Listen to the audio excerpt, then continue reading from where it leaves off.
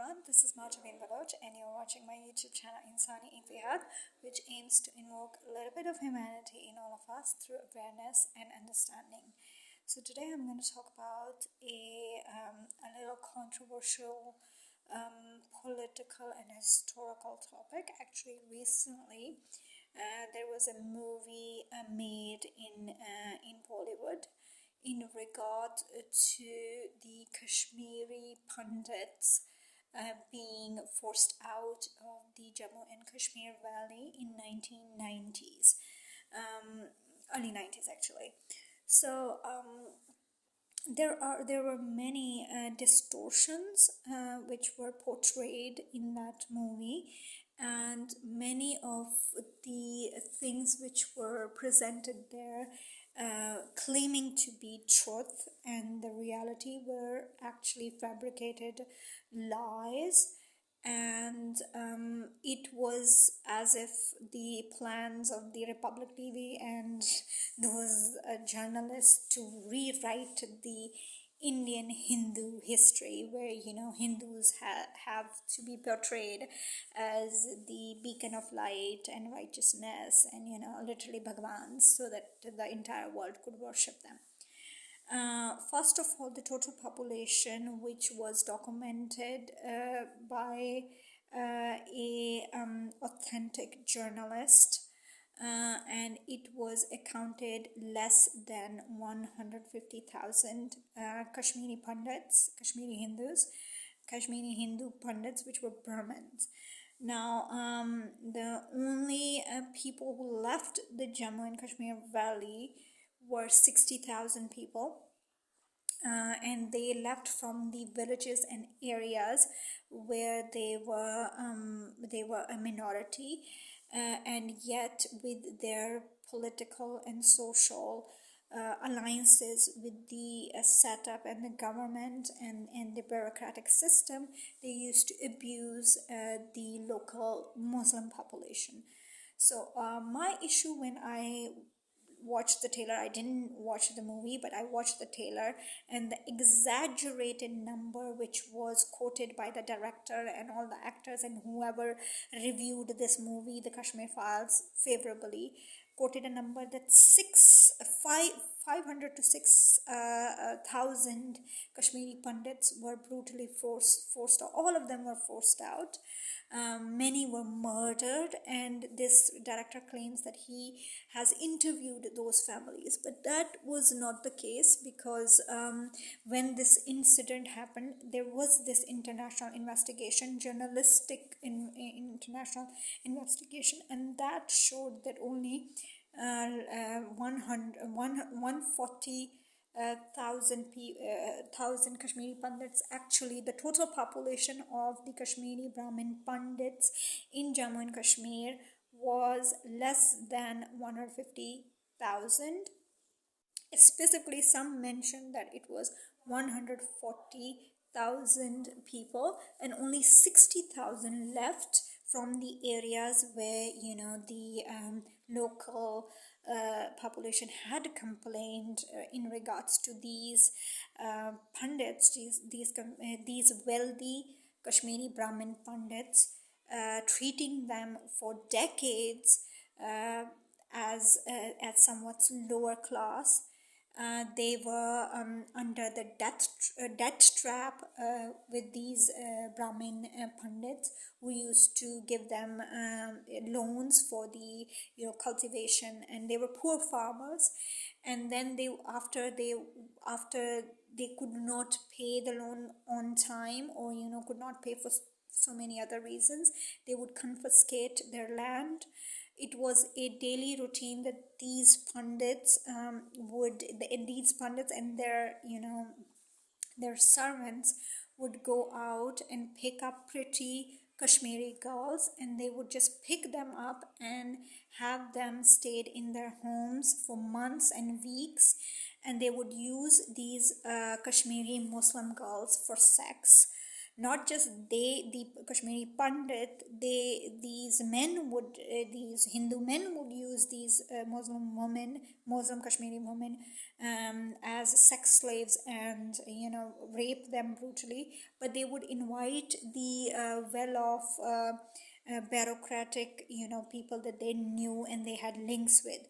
So the police there, which was largely the Hindu police, the Indian government police, the army officials, whoever was influential and wanted sex with these Kashmiri women, who were Kashmiri pretty girls, who they just randomly pick from these villages. Whoever they find very attractive and beautiful, they would just pick her up, keep her in their home for months, rape her, use her for sex, and then throw her back or ask her to get out.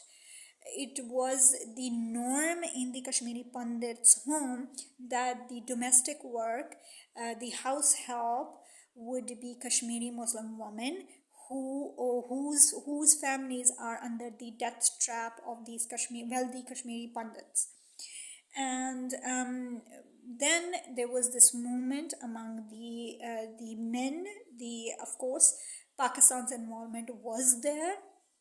The local population was angry because of this treatment that they are being treated as Dalits, and their Muslim women are treated as Devadasi. Now, what is a Devadasi? Devadasi is our lower class women which clean and serve the temple. Basically, it is a religious concept in Hinduita and Hindu religion that a Devadasi must serve the Bhagwan or the temple or that idol, and she's married to that Bhagwan and she stays in that temple. And in return, this Devadasi is abused and sexually abused by the Pandits, the Brahmin Pandits. So it's really strange that these Hindus have this concept of untouchables, yet they have sex with these Dalit women and untouchable women who are the Devdasis of these temples. This is how they treated the Kashmiri Muslim women as well. It was very difficult for the Kashmiri men and the local, and mind you, these Pandits were in minority, influential, very rich, yet a minority. The majority got pissed off, and then since they were Muslims, and then there was this Islamic factor to it, that Hindus are abusing our women, taking our land, and this and that. Poor people, what they do is that they ask for help, and then comes the Muslim influential, the preaching and the Maulvi and those religious figures. They linked them up to the Pakistani ISI and Pakistani military. They had those leftover Kalashnikovs and leftover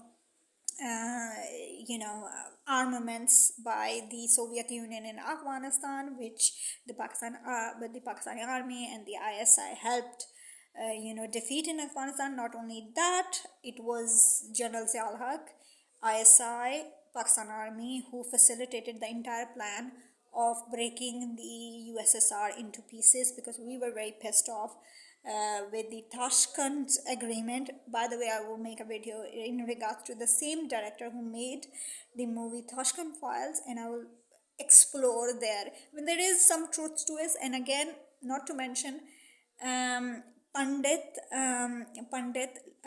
Lal Bahadur. He was also a Pandit Lal Bahadur Shastri. So there is this Pandit thing that now these rewritten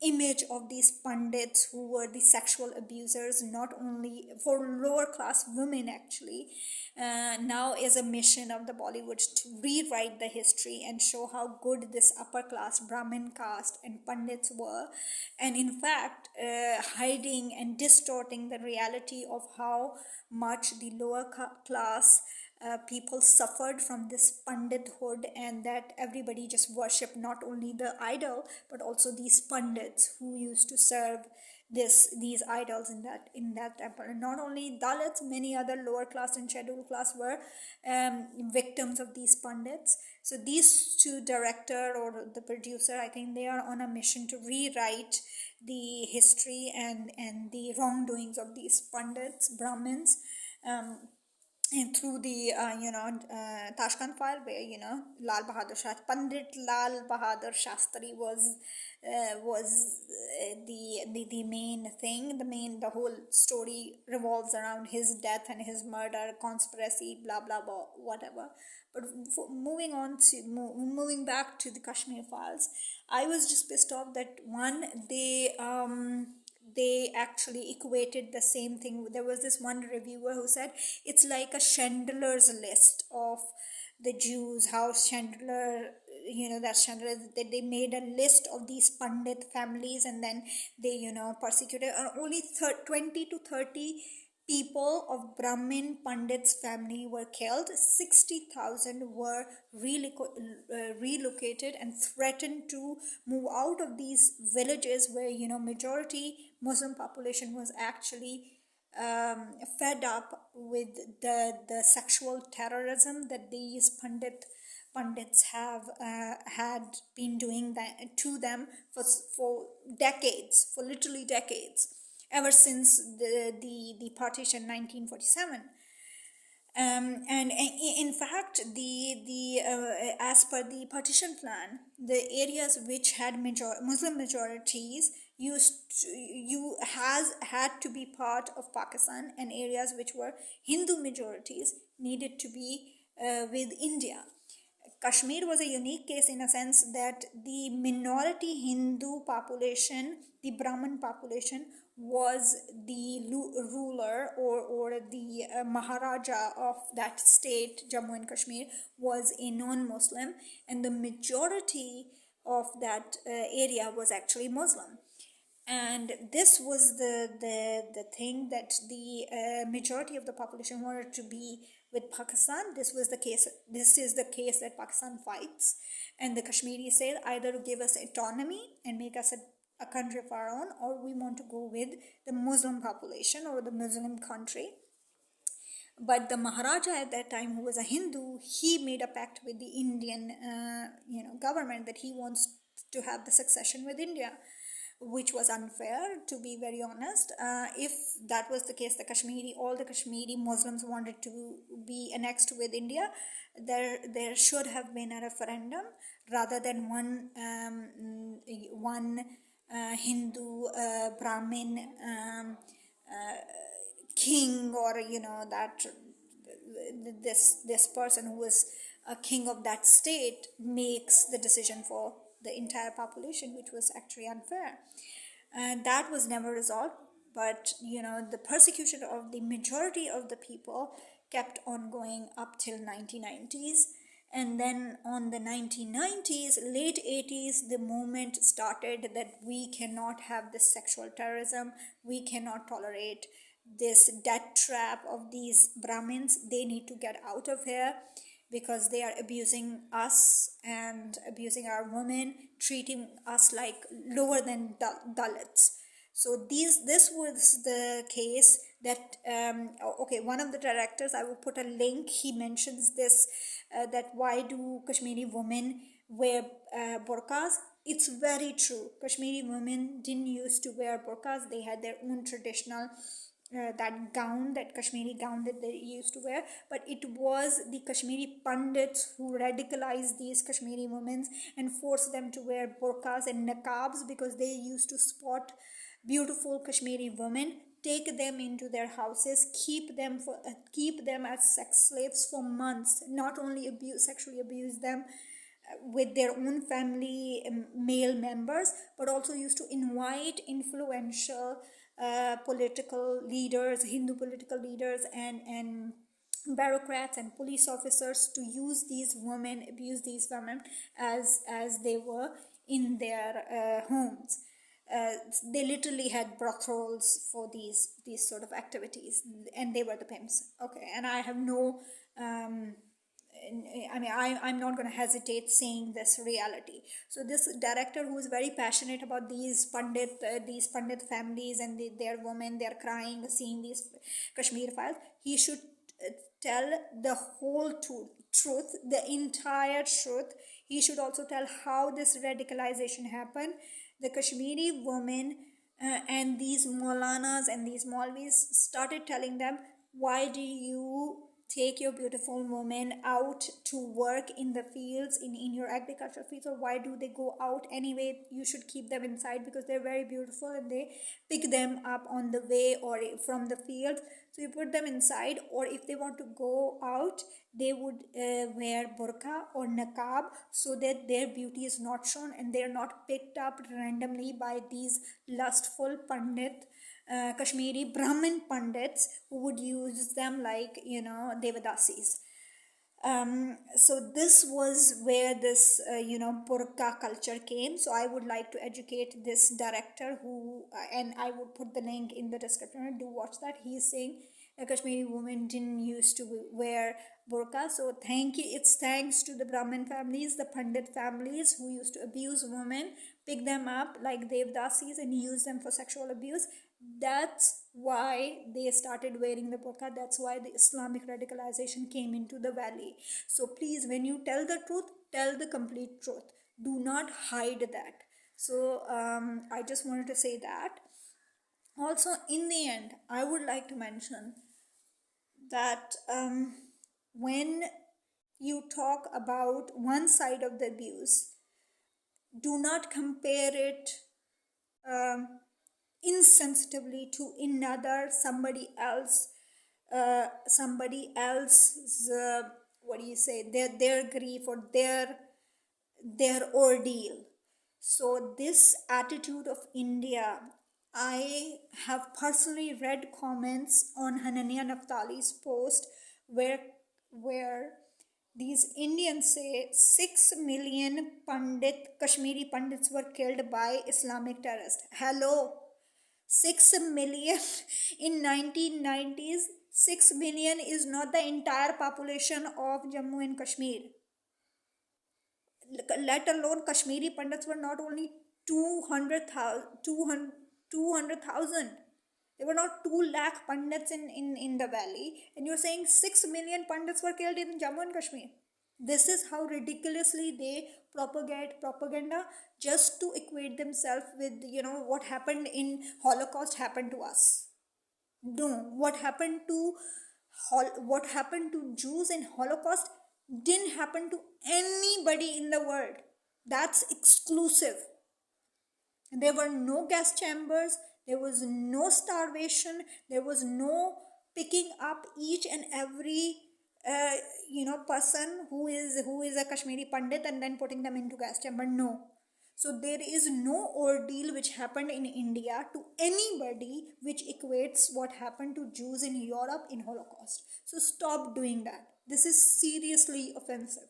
Chandler's list. Are you out of your mind? Do you even know who Chandler was? And do you know what happened in Holocaust?